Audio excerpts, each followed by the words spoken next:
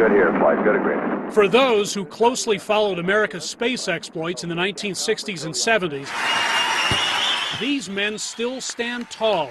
These astronauts helped create a new form of aviation on the fly with Apollo's space program. It was basically a course in immersing yourself in a new industry. They shared stories at the EAA AirVenture Oshkosh Air Show. They spoke of a memorable photo taken during Apollo 8. Hey, we went to the moon to explore the moon, and we discovered the Earth. Down 2.5. They talked about an Apollo 11 moon landing that was never a sure thing. The three of us felt that there was a 60% chance that we would be able to land successfully. Houston, we have a problem. And the near-tragic Apollo 13 mission that was memorialized in film.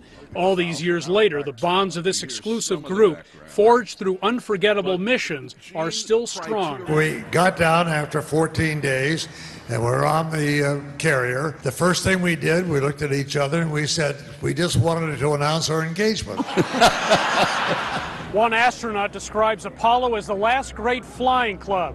And all things aviation is what this annual air show is all about. It's a passion that, as you may be able to hear, is still going strong in the U.S. Aviators are a unique breed. They basically step up to challenge, they accept risk. And yet these days, Walt Cunningham argues, society has become risk-averse. And I'm not against reducing risks. I just think that you have to have people that are willing to stick their necks out, and we're not going to get very far out there. Several astronauts believe one country is prepared to assume the mantle the U.S. has long held. As Al Warden told college students recently, I firmly believe the Chinese will be the next people on the moon. When I said that, the two back rows in the auditorium stood up and cheered.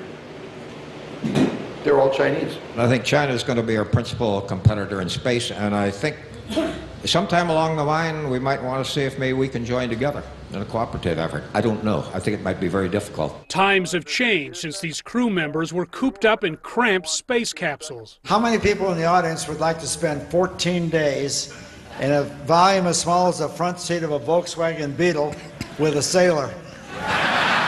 Today, one astronaut said kids are buried in their smartphones. These men, all in their 80s now, are a link back to a time when man dared to push the envelope, dared to explore. Hendrik, Sybrandy, CGTN, Oshkosh, Wisconsin.